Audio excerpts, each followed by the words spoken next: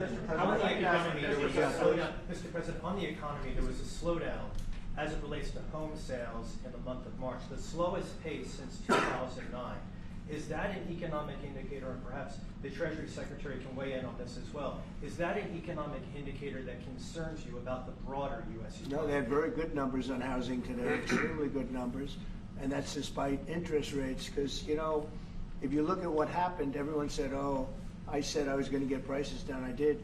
Energy just hit $1.98 in a couple of states. It's way down. Energy's down, and we're about $64 a barrel. When I came in, and we were looking at $89, $90, $95. And by the way, that helps us solve the war too. Having those energy prices is a big incentive for Russia to also agree with solving the war problem. Groceries are down. When I was with you 2 months ago, you were complaining about eggs. I said, I just got here. I was here for about a week when the press started saying about eggs have gone through the roof. I said, I just got here. Tell me about eggs. And they have been. They went through the roof and you couldn't get them. So we just had a big Easter egg hunt at the White House. Thousands and thousands of eggs. And the price was down 87%. So we did a great job. Housing is doing very well. We should lower interest rates. That's the Fed.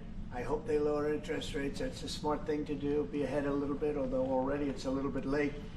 But in the end, we just have a great country. We have a very strong country, and we have every other country. I can't think of one country that doesn't want to negotiate a deal. And they either negotiate a deal or we set a deal that we think is fair. Because we don't have to go through all of these. It would be physically impossible. You know, you have so many people that really understand it, which is a very small group of people here. And we are going to, at some point, just set prices for deals. Some will be tariffed. Some treated us very unfairly. They'll be tariffed higher than others. But we've been ripped off for many, many years. The United States has been ripped off like no country probably in the history of the world has been ripped off for 45, 50 years.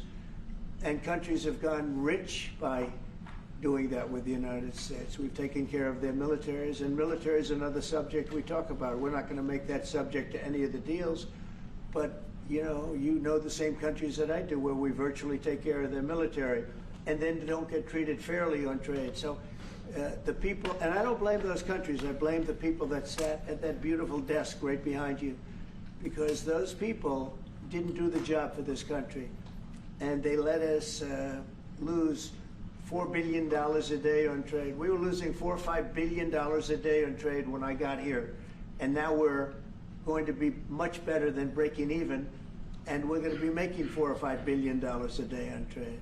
So, but I don't blame any country, not the worst of them. And we were abused by countries. I blame the President of the United States that happened to be sitting when these deals were made. Disgraceful. When I was here, we had a great 4 years. We had the most successful economy in the history of our country, my first term. And we were very tough on trade. And with China, as you know, they paid hundreds of billions of dollars in tariffs. But nobody else ever did that. China paid not 10 cents to any other president. And but not only China, virtually every country got away with murder. And we just can't let that happen. Thank you very much, everybody. Thank you very much. Appreciate it.